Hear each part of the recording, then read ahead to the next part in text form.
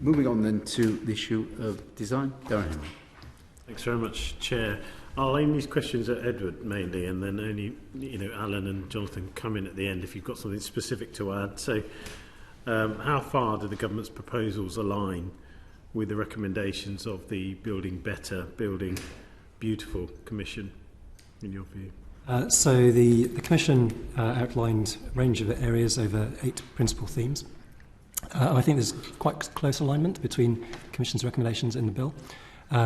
So I think some of them we've mentioned already. So predictably, there's having a clearer role for planning, having a clearer role in terms of placemaking within the planning process, and focusing on quality outcomes. So that's a very strong alignment with the Commission and the bill. So strengthening local plans, investing in in master planning, and not allowing sort of planning by appeal to rule the day. Very important focus on introducing ways of ensuring high quality design and placemaking, so upholding the best of existing and new developments, and design coding being absolutely central in that space, both at a national and local level, and allowing local authorities the opportunity and the capacity to develop their own local codes. We've looked through the Commission at how there's greater involvement and opportunities for kind of local democracy and involvement in the making of the local plan. And so I think there's some aspects which have become hyper-local. So we've talked about some of those opportunities and avenues for local communities to get involved. But also there have been some reduced opportunities at a strategic planning level. So that has also been alluded to by colleagues on the panel. Great opportunities in terms of digital engagement. That's something that the Commission really looked at, and how far the planning process can be really overhauled and resources put into it in terms of that conversation and engagement, and using new digital tools and methods and platforms to be able to have that conversation. Around stewardship and sort of incentivising future responsibilities, I think this is an interesting one and goes back to earlier comments on how far there are potentially different models of stewardship and ownership at a local level, and how far the bill proposes some of those things. But there is, again, the dimension in terms of curating the local environment, curating the natural resources within that local environment, that perhaps needs strengthening within the bill, and how that provides a more balanced approach in terms of the quality of placemaking. So looking at, it's not just the actual physical built environment, it's actually the natural resources, the biodiversity, the open places and spaces, and the access to natural spaces within local areas, which really make the quality of those places. Couple final points on the recommendations. Interesting that there is, we've talked about the levelling up and the planning sort of relationship. One of the Commission's, Better Building Commission's recommendations was looking at the equalisation of VAT on repairs. That's not something that's particularly proposed at this point in the bill.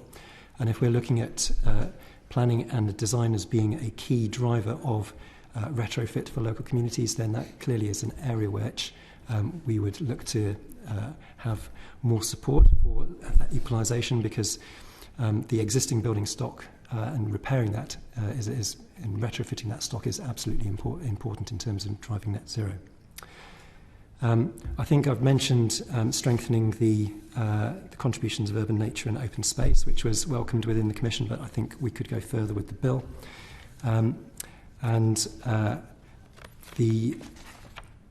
That is, we will talk about design codes in a little more detail, I think, in subsequent questions.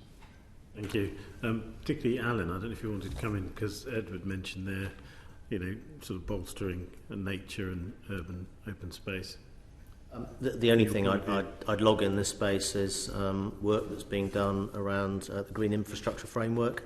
So producing design standards around green infrastructure that could be adopted in here, which I think is a really important piece of work. Thank you. Anything?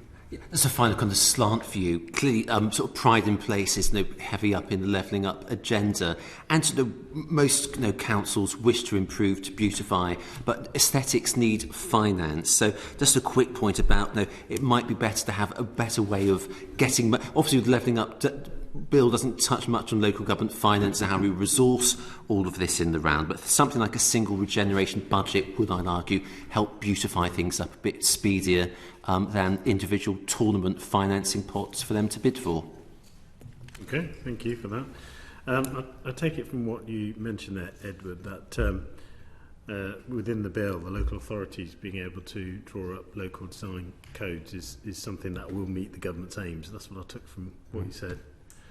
Yes, so I think that is we've supported the principle of design coding for a number of years, and this is something that we feel is really a vehicle that allows a conversation at a local level and an articulation of the qualities of place.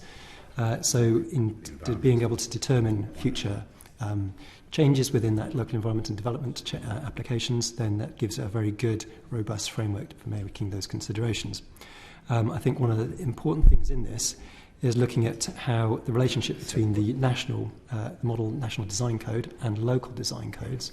So we're giving clarity to local authorities on the anticipation and the expectations in this space, giving good practice to local authorities, so they're able to follow well-tested routes of achieving those codes and being able to look at good practice for dissemination and sharing across all local authorities. Clearly there's going to be some nuancing within local areas to make them responsive and sensitive to the qualities of different areas.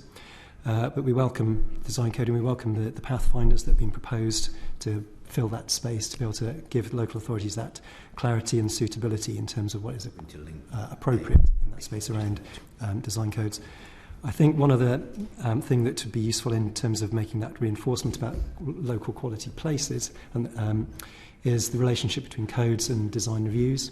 So design review is a mechanism by which local authorities can have an independent panel, help them assess the quality of development proposals. The National Policy Framework really states that as an aspiration for local authorities, and a strong relationship between design coding and design reviews is an absolute must at a local level. Thank you. And finally, you mentioned earlier that you didn't feel that local authorities had sufficient resources and skills and capacity. Could you just expand on that in terms of design and heritage? So I think in the general trend of local authorities being under-resourced, as in the timeframe that we've been talking about, many local authorities have struggled in terms of urban design skills. There's a number of recent reports undertaken by various universities, the Bartlett being one of them. Around half of local authorities don't have a dedicated in-house capability on urban design. So if we're placing a particular onus on local authorities to develop design codes and to do those well, then the resources and the upskilling is required to really help local authorities in that space. I think there's been some recognition through various pilots and pathfinders that that is the case, that we're asking within design codes of an activity which does require particular expertise, that does require resourcing to do that. And recognising that there is a system, there's a local government set up at the moment which doesn't have as much capability as we would like to see in regards to urban design skills. Anything you'd like to add, Alan, Jonathan? Thanks very much, Chair.